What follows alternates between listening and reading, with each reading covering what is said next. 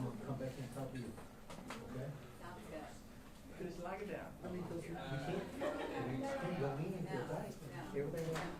You can tighten the line shut, you can't widen the tongue shut. There you go. And then you can always straighten the line shut.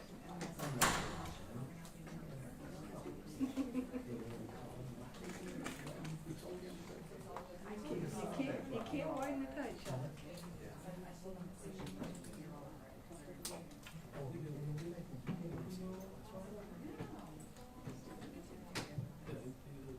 Creative costs some extra. Don't do that no more.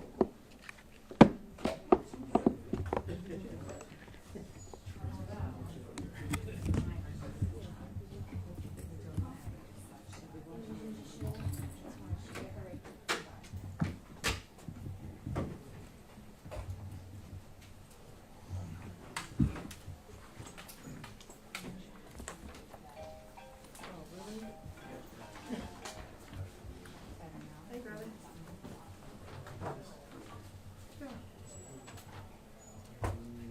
Most of you have already heard this, but since we have some new arrivals, I'm just going to put it out there one more time. For those of you who are filming, make sure, please, that you keep the ASL interpreter in the frame the entire time. We need to see him at least from elbow to elbow so that the deaf community will be able to... Yeah, his outside elbow there, yeah. To make sure that they're able to get the message as well. When you get back to your stations, please make sure you reiterate to your producers that the ASL interpreter needs to be kept in the frame when they do it in post as well. Thank you.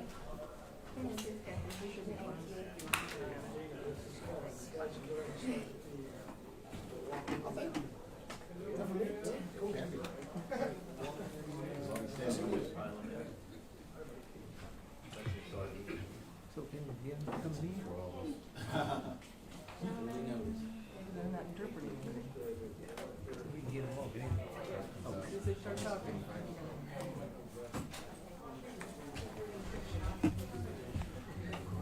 How's it going, ma'am?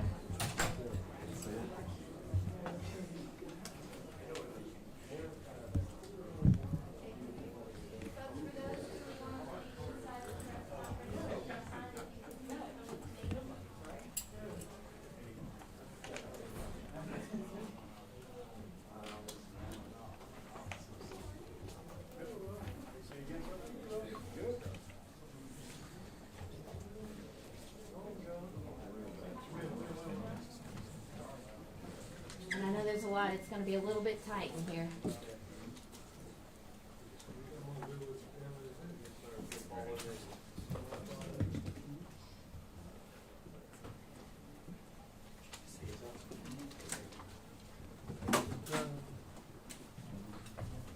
Okay, is that everybody?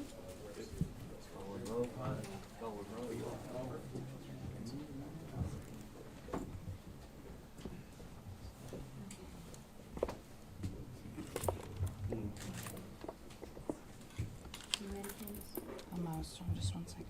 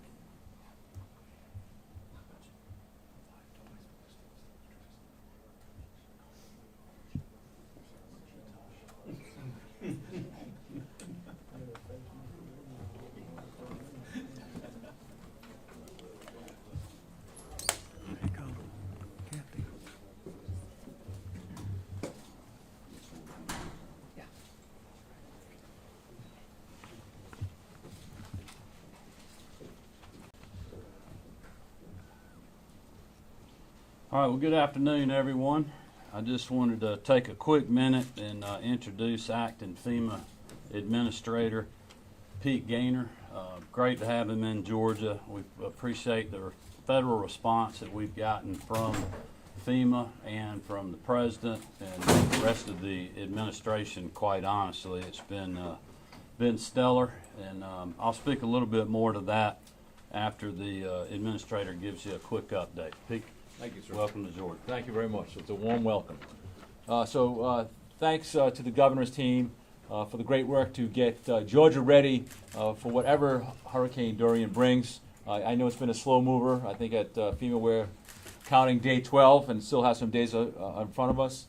This response, not only in Georgia but across Florida, South Carolina, North Carolina, and probably into Virginia, is a whole of government response.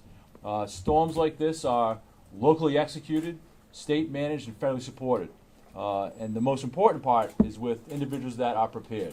If all that is working, it really turns into a great response. Dorian moves closer, dangerously close to the Georgia coast through the night, and it's important to stay vigilant and heed the warnings of your local officials. There are tropical storm warnings and hurricane watches posted right now. And just to give you a feel for the kind of response the federal government and its partners has brought to bear, right now about 10,000 federal and National Guard troops activated in 4 states, 40,000 line workers ready to do electrical restoration, 1,250 tractor-trailer loads of food and water from FEMA are pre-positioned. So really a true partnership, and you can't do it without great partners like the state of Georgia. So FEMA and the federal interagency stand ready to support local, state, and tribal governments as they respond to Dorian, and we'd be happy to take some questions. I'm going to go just make a few remarks real quick, and then we'll do questions if that's all right.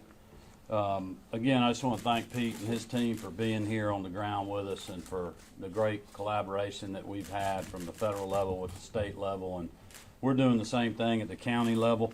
I wanted to go over real quickly who we got with us today. Obviously, the First Lady, Marty Kemp. We have Lieutenant Governor Jeff Duncan, Attorney General Chris Carr, our Agriculture Commissioner Gary Blatt, GEMA Director Homer Bryson, our State Meteorologist Will Langston, Commissioner Mark Williams, Department of Natural Resources, Georgia Department of Transportation Commissioner Russell McMurray, Georgia Department of Defense Adjunct General Tom Carden, Insurance and Fire Safety Commissioner General John King, and Department of Public Safety Commissioner Colonel Mark McDonough.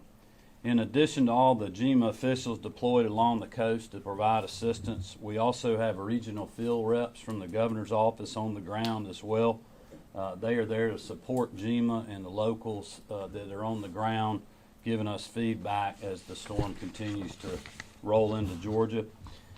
As you all know, the National Weather Service latest projections show that Hurricane Dorian nudged slightly west with significant rain bands and strong winds moving into our coastal counties. We're seeing that right now.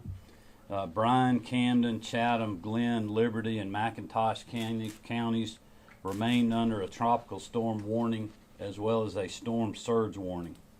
Brantley and East Charlton County, as well as Wayne County, are now under tropical storm warnings based on the new projections that we have this morning.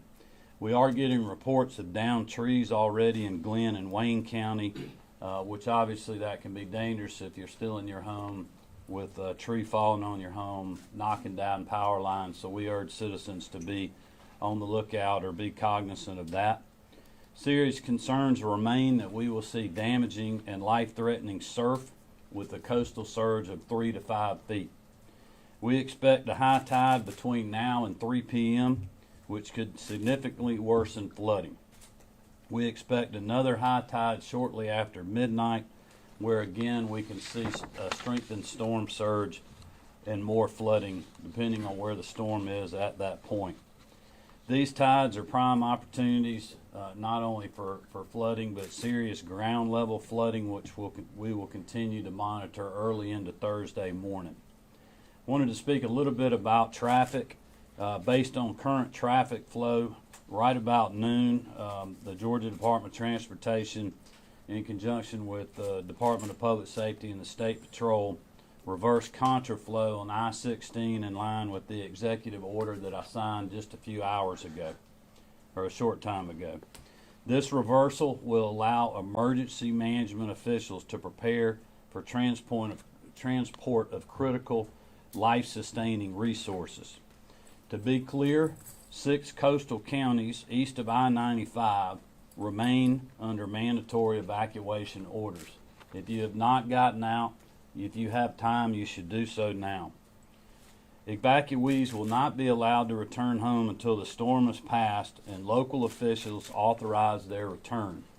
We have found that this local control is the quickest way to get folks back to their home, and we will be doing that as soon as possible. Very early this morning, I issued another executive order expanding the state of emergency declaration to 9 additional counties because of the tropical storm issues that we have. Currently, we now have 21 counties that are under the state of the emergency, and we have those if anyone needs them. I've also authorized the Georgia Department of Defense Adjutant General Tom Carden to activate up to 2,000 National Guardsmen should GEMA request their assistance. And before I turn it over to GEMA Director Homer Bryson for a quick update, I want you to know that after this briefing, several of the state officials that are standing behind me are available for one-on-one interviews if you have follow-up questions that we can't answer for you here. Lieutenant Governor Jeff Duncan has been working closely with his counterparts in Florida, South Carolina, and other states to coordinate our response and see what our friends and neighbors may need, as well as what our needs are. Attorney General Chris Carr can explain ongoing enforcement efforts to stop price gouging, and he's also been collaborating with Secretary of State Brad Raffensperger to combat charity scams for those that want to help after the storm moves through, which sadly is a very common occurrence in today's world in the wake of a natural disaster. So we urge Georgians to be on the lookout for that. Agriculture Commissioner Gary Black has been working tirelessly to ensure adequate fuel supplies in the coastal region, also dealing with animal safety, and certainly he will be dealing with food safety issues post-storm depending on the power issues down on the coast. As you've heard in other briefings, Insurance and Fire Safety Commissioner John King has been working with his team to establish claim villages to help Georgians file with their insurance company after the storm. And Colonel McDonough, State Patrol, can provide information on deployment of Georgia State Patrol to protect the public, offer direct assistance, and certainly help in coordination with first responders and local law enforcement needs. And Marty would be mad at me if I didn't remind you that everyone affected by this storm that needs it, there are several resources there for families who have pets that need to evacuate or still need to do that, including our Georgia State Parks, which Georgia Department of Natural Resources Commissioner Mark Williams oversees, where you're allowed to bring your pet to stay with you at any location free of charge until the storm passes. Commissioner Mark Williams and Director Chuck Williams of the Georgia Forestry Commission have chainsaw strike teams that are staged in affected areas or very close to them already. They'll be ready to move as soon as it's safe for them to do so. And also they'll be helping with supply delivery. I think that gives you everything that I have. I'm going to turn it over to Director Bryson to give you a few remarks, and then he'll bring up Will Langston, and we'll hear from a few others. Thank you. Thank you, Governor. Our primary function and responsibility is to support the local governments in our joint concerns for the safety of our citizens. And I'm proud to say that we have a great relationship here in our state between state government and local government, and that extends to our federal partners also. Currently, we've received over 150 requests for local governments for assistance. We've consolidated those requests into 109 separate missions. We have already completed 64 of those missions, and we're in the process of fulfilling the needs of the remaining ones. As far as We have a medical transportation group that has facilitated the transport of over 600 people of our vulnerable population from the coastal area. Sheltering, we have 25 shelters open, not counting the opportunities that the governor mentioned with DNR. Currently in those shelters, we have over 5,600 people in them, but we have capacity to hold at least that number and the ability to flex up for more if it becomes necessary. And with the theme with the First Lady, with animal shelters, they're reporting that we're housing 93 dogs, 37 cats, and 300 horses. The governor mentioned his authorization to the National Guard. We've enlisted their help with one of their transportation logistics groups. They're moving emergency response supplies towards the coast. We've spun up the State Defense Force. They're managing and working with us to plan for the operation of points of distributions, or pods as they're called, if that becomes necessary. We have 12 large generators en route to the state. They'll be here tomorrow if they're needed. And we've activated some intrastate mutual aid agreements with local governments for additional generators also. And I think it's important to share with everyone that relationship, and the counties that are working that for us are Wilkes, White, Ben Hill, Ware, Monroe, Dawson, and Jenkins County. And with that, I'll turn it over to our state meteorologist. Thank you, sir. As the governor mentioned, he outlined the forecast very well. The forecast has remained consistent over the last few days. Right now, the hurricane is still a powerful Category 2 hurricane. It is just off the coast of Florida, moving really parallel to the coast, up the Georgia coast.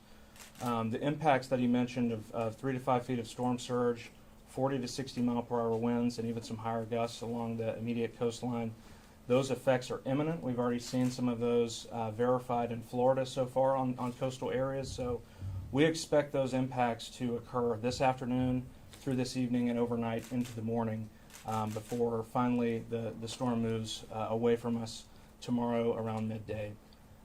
We're expecting 3 to 6 inches of rainfall as well. Flash flooding is not a huge concern. Really the biggest impacts we're going to see is around the coast. Everyone needs to stay away from the beaches. That'll be the most dangerous area. We'll have some life-threatening storm surge along with the tide, and wave action on top of it could be several feet of water and poses significant risk to anybody who's near the coast. Commissioner McMurray, you want to give us a DOT update on contraflow? Yes, sir, Governor. Just a little more information on contraflow. Actively right now, Georgia State Patrol is reversing the contraflow starting in Savannah, working their way west toward Dublin. GDOT crews are removing the barrels and barricades that are associated with that. And once that's removed, the State Patrol will actually process eastbound in advance of the traffic that may be behind that as it goes back toward Savannah. But to underscore what the governor said is, this is for us to be able to respond post-tropical storm and hurricane events. This is not a welcome mat to say it's time to head back to the coast. So please heed that warning. There's still plenty of capacity in I-16 to evacuate now because there is still time to do so. So please heed that warning. As a few expectations as we move forward for re-entry as tropical storm winds pass for tomorrow. We have crews that are pre-positioned that will be in Waycross, Jessup, and Statesboro that will be ready to activate and reopen roadways as they may be blocked by down trees as they get ready for the re-entry. Please understand that that only happens after tropical storm force winds subside and it's safe to re-enter the roadways to get out there to do that work. A few other expectations for re-entry. We will focus first on the hurricane evacuation routes, sort of in reverse order. And that would be our mission, is to clear to make sure that the road is passable only, not necessarily edge line to edge line, but passable only for emergency response vehicles and power line crews to access down power lines. That's our first priority. Secondly is a prioritization of inundation and potential flooding that happens. We have 11 bridge inspection teams that will work their way from south to north following the storm to inspect and make sure that bridge or roadways that have been flooded or inundated are safe for traffic to pass by. So please, again, be patient, because we need to inspect these bridges to make sure they're safe should they be flooded or have significant inundation in and around them. Finally, safety first and foremost. As this storm passes and as we endure this storm, safety of our workers and all the emergency response people is first and foremost. So please be patient. Do not hit the roadways. As soon as you think it's clear, wait to hear from those local governments, your EMAs, and from GEMA to know when things are clear to be ready to respond back. So please keep that in mind, our workers' safety, so that they can do the job they need to do that makes it safe for you. Thank you. All right, I want to again thank Russell, DOT, and also Colonel McDonough and the State Patrol. They have sped up the time on contraflow in the last couple of years. I think it's 60, 70% quicker now. So they're doing great work now. Great work in regards to that. I'm going to turn it over to General Carden to talk about strategic deployment of resources. General. Yes, sir. Good afternoon. I'm Major General Tom Carden, your Adjutant General. We have currently, under the Governor's order and in discussion with Director Bryson, we've mobilized and deployed 1,300 soldiers and airmen of the Georgia National Guard. We've got another 700 soldiers and airmen on alert. As the Governor mentioned, we've pre-staged a number of strategic capabilities just outside of where we think the storm impact will be. That includes aviation, logistics, transportation, debris clearance teams, and a whole lot more. At the end of the day, our job is never to be late to need when Director Bryson calls us, and certainly appreciate all the coordination that's going on at the local, state, and federal level. Thank you, sir. All right, thank you, General. Again, let me thank Administrator Gaynor for being here in Georgia and for the great response we've had with FEMA, and we'll open it up for questions, really for anybody that's up here. Yes, ma'am. For the people who said, you know what, I'm just going to ride it out, I'm just going to stay despite all the warnings, is there a window of opportunity where even they have to wait for assistance, or even assistance will be cut off until after this one passes? Well, I think it'd be tough for me to answer that question, not being on the ground. It's going to depend on where you are on the coast. Homer may have more to add to that.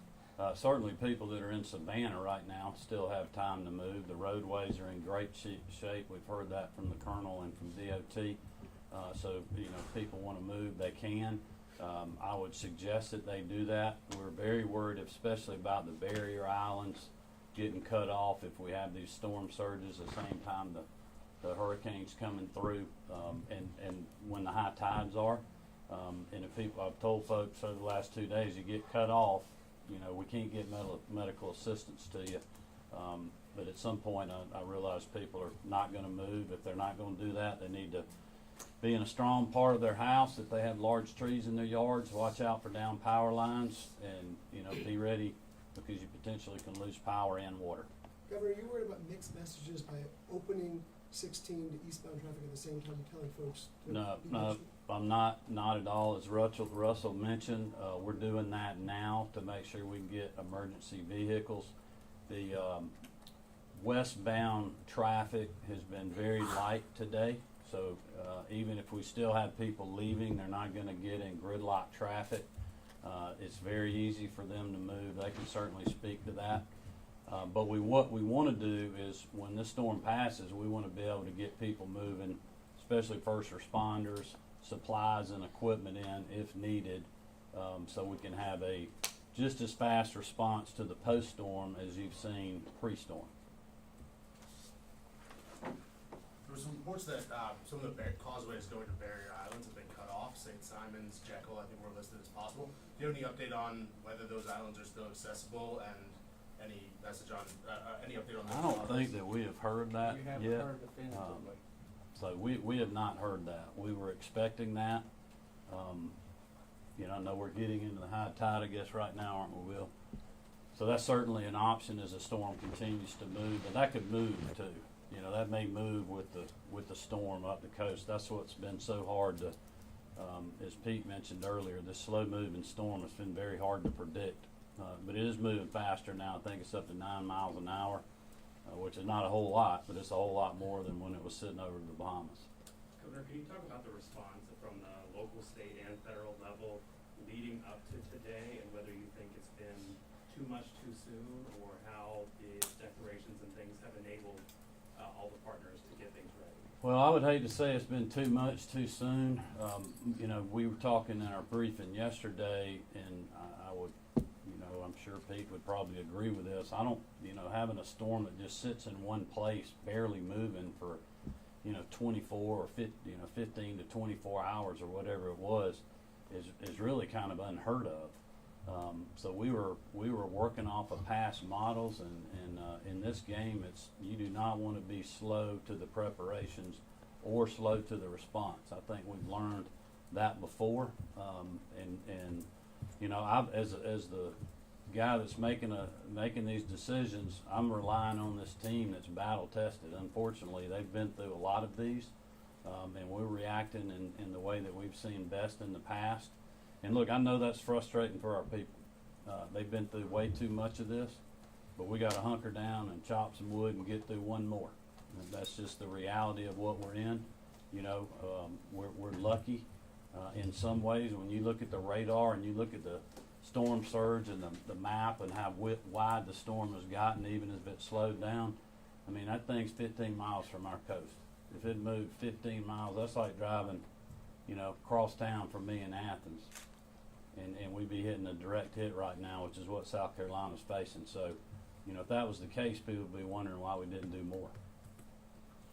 Do you have any estimates, sorry, Governor, do you have any estimates on either how many people are evacuated or how many people stayed back, either percentage or just number? Well, I don't know if I could answer that. Homer may could talk to that about the number of people we have in the shelters again. But I will say this, you know, we haven't seen the volume of people coming from Florida that we thought we would because of the way the storm turned down there.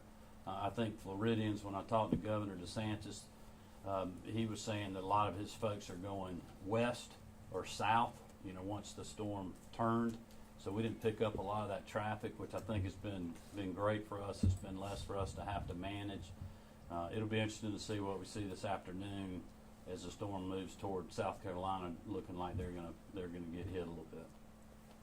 But we have all our facilities open. You know, we got a lot of shelters that are open. Red Cross. We got our state parks. A lot of these guys can talk to you about our resources. All right, thank you, everybody. Thank you. Thank you. Thank you.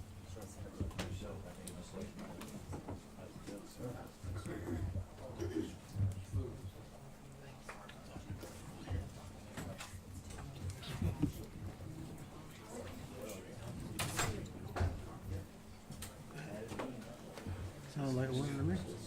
Do what you do.